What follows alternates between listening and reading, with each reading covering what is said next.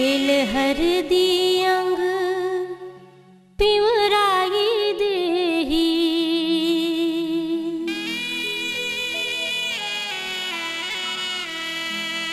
सैया गठ बंधना जोराई लेही।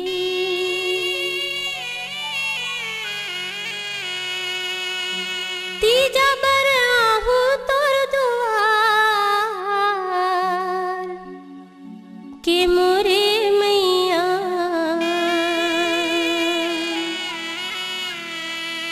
सगा जस कर व्यवहार,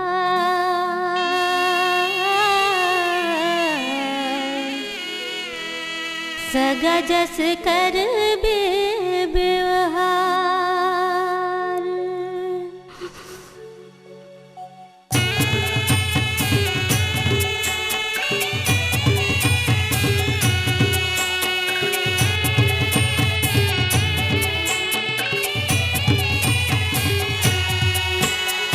पाँचे तेल जघे मोरे पाँचे रतन बर के, पाँचे रतन बर के, छठमी के करम लिखाए के आहो दाई, छठमी के करम लिखाए।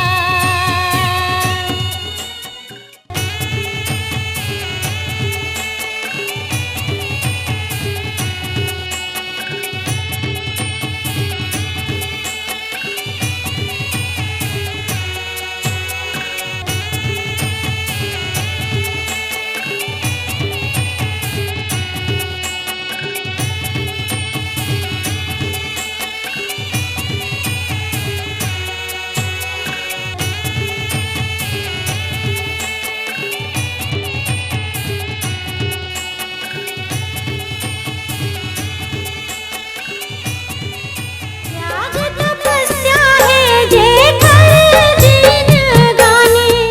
कविता वासनिक के मधुर स्वर में सुंदरानी फिल्म्स प्रस्तुत करते हैं नया ऑडियो वीडियो एल्बम सती भक्ति। नारी सती सीता के कहानी। निर्माता लखी सुंदरानी, निर्देशक उत्तम तिवारी की भक्ति भावना से ओतप्रोत सती भक्ति।